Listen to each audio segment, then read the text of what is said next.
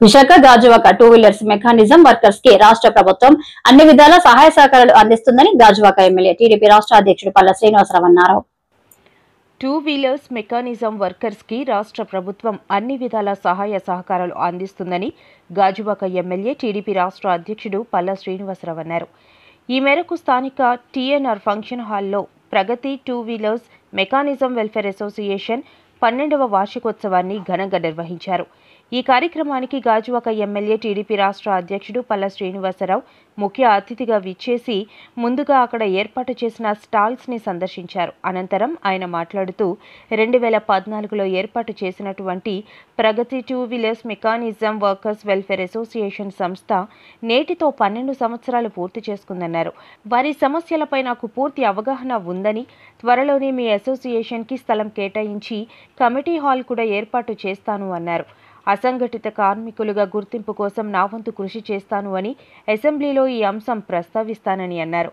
అతి కొద్ది రోజుల్లో సీఎం చంద్రబాబు నాయుడిని కలిసి మీ సమస్యలు వివరిస్తాను అని, అవసరమైతే మీ అసోసియేషన్ సభ్యులని కూడా తీసుకుని వెళ్తానన్నారు.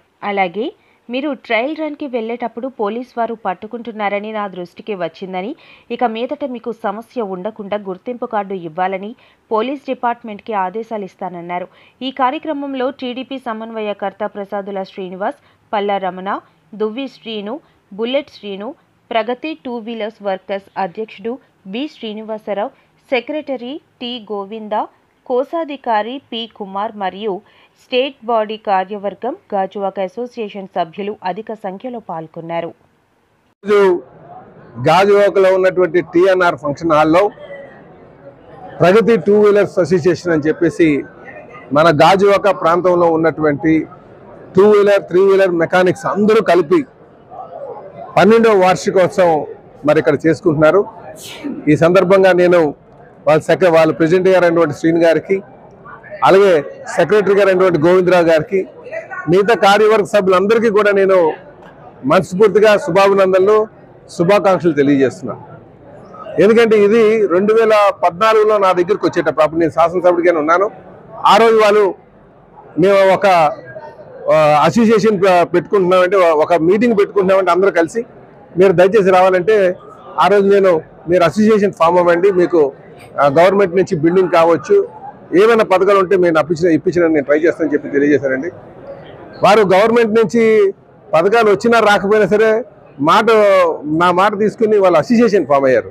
ఈరోజు చాలా ఆనందంగా ఉంది. 12 సంవత్సరాలు చాలా దిగ్విజయంగా ఇక నడిపించుకుంటూ రావడం, అందరినీ ఒక తాటిపైకి తీసుకురావడం చాలా సంతోషం. దానికి మా ప్రెసిడెంట్ గారికి నేను ప్రత్యేకంగా మనస్ఫూర్తిగా అభినందనలు తెలియజేస్తున్నాను. అయితే ఈరోజు వారికి ఒక స్థలం కావాలన్నారు.